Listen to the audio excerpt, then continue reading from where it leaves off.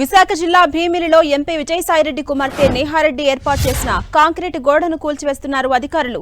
CRZ rules ఉల్లంఘిస్తూ చేపట్టిన concrete ప్రహారీ గోడను నేలమట్టం చేస్తున్నారు.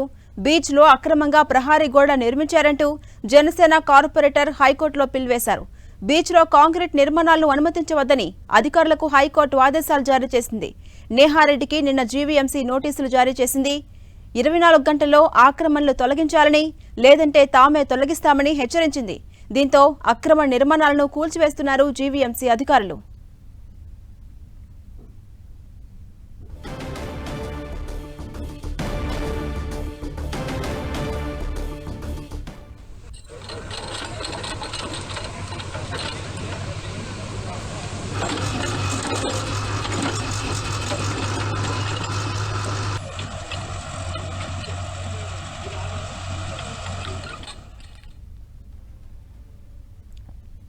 ఇక అప్డేట్స్ మా ప్రతినిధి విశాఖ నుంచి జార్జ్ అందిస్తారు. జార్జ్, విజయసాయిరెడ్డి కుమార్తె నేహారెడ్డి ఏర్పాటు చేసిన కాంక్రీట్ గోడను అధికారులు కూల్చివేస్తున్నారు. ఇప్పటివరకు ఉన్న అప్డేట్స్ ఏంటి?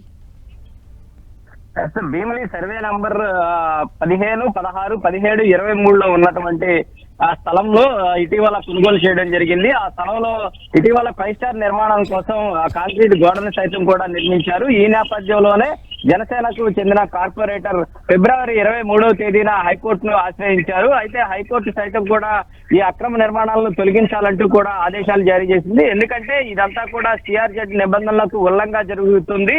ఇదంతా కూడా సిఆర్జెడ్ 1 పరిధిలో అంటే 500 మీటర్లకు దూరంలోనే ఎటువంటి నిర్మాణాలైనా చేపట్టాలి. కానీ ఇది చాలా దగ్గరకు, బీచ్ కి అత్యంత దగ్గరగా ఉంది, 500 మీటర్ల లోపే ఉంది. కాబట్టి ఖచ్చితంగా దీన్ని తొలగించాలంటూ కూడా హైకోర్టు ఆదేశాలు జారీ చేసింది. అయితే హైకోర్టు ఆదేశాల మేరకు జీవీఎంసీ అధికారులు నోటీసులు అయితే జారీ చేశారు.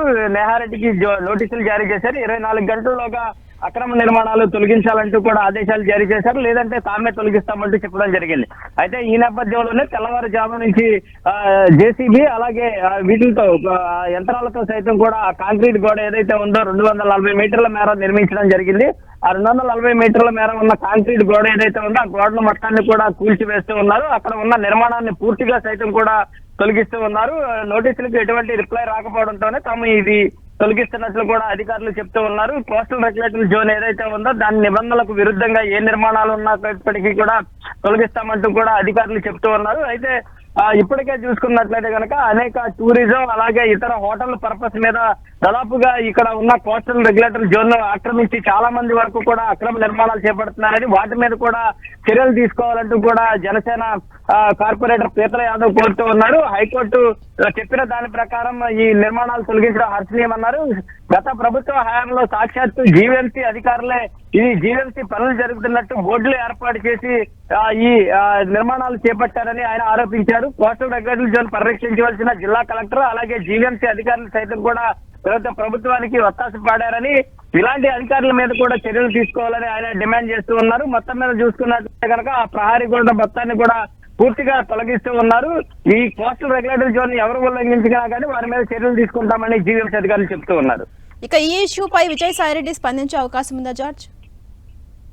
ఈ ఇష్యూ మీద ఖచ్చితంగా విజయసాయి అయితే స్పందించే అవకాశం కనిపిస్తూ ఉంది. ఎందుకంటే ఆ స్థలాన్ని కొనుగోలు చేశారు కాబట్టి దానికి సంబంధించిన సర్వే నంబర్లతో సహా ఆయన ఈ విషయం మీద స్పందించే అవకాశం అయితే కనిపిస్తూ ఉంది. ఎందుకంటే తాను ఎక్కడా కూడా ప్రభుత్వ భూమిని ఆక్రమించలేదు అంటూ కూడా గతంలో కూడా ఆయన ప్రకటన చేశారు. అంతేకాకుండా సిఆర్జెడ్ ఉల్లంఘనలు ఎవరు చేసినా కానీ ఖచ్చితంగా తొలగించాలంటూ కూడా గత ప్రభుత్వ హయాంలో ఆయనే స్వయంగా ఒక సమీక్ష సైతం కూడా ఏర్పాటు చేశారు.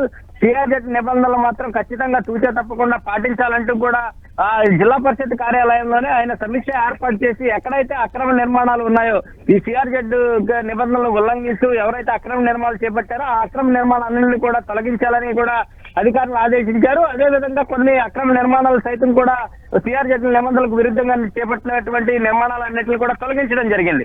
అయితే ఈ క్రమంలోనే ఇప్పుడు విజయసాయిరెడ్డికి సంబంధించి ఆయన తనయురాలు ఎవరైతే ఉన్నా నేహారెడ్డి ఆమె ఈ అక్రమ సిఆర్జెడ్ నిబంధనలు ఉల్లంఘించి కట్టారు కాబట్టి అని ఆరోపణలు వస్తూ ఉన్న నేపథ్యంలో దీనికి సంబంధించి ఆయన సైతం కూడా క్లారిటీ ఇచ్చే అవకాశం అయితే కనిపిస్తూ ఉంది. ఎక్కడ వరకు అయితే సిఆర్జెడ్ ఉంది ఎక్కడ నుంచి వాళ్ళు నిర్మాణాలు చేపట్టారు అనేది కూడా తెలియాల్సి ఉంది. అయితే ప్రస్తుతానికి చూసుకున్నట్లయితే కనుక వాళ్ళు శాశ్వత నిర్మాణాలు ఏమి చేపట్టినప్పటికీ ఓన్లీ వాళ్ళ యొక్క స్థలం ఏదైతే ఉందో సంబంధించి ఆ స్థలానికి వాల్ మాత్రమే నిర్మించడం జరిగింది. ఆ వాల్ నిర్మించడం కూడా ఈ కాంక్రీట్ తో నిర్మించారు కాబట్టి అది ఖచ్చితంగా అక్రమ నిర్మాణం కింద వస్తుందనేది పీతల మూర్తి యాదవ్ చెప్తూ ఉన్నారు. ఖచ్చితంగా మొత్తాన్ని తొలగించాలి, ఎందుకంటే అలలు సైతం కూడా అక్కడికి వచ్చి తాగుతూ ఉన్నాయి. వాటి వల్ల డైవర్షన్ మార్చుకొని చాలా వరకు కూడా ప్రమాదాలు చోటు చేసుకోవడం, లేకపోతే బీచ్ కు సైతం కూడా కోతలకు గురవుతూ ఉంది.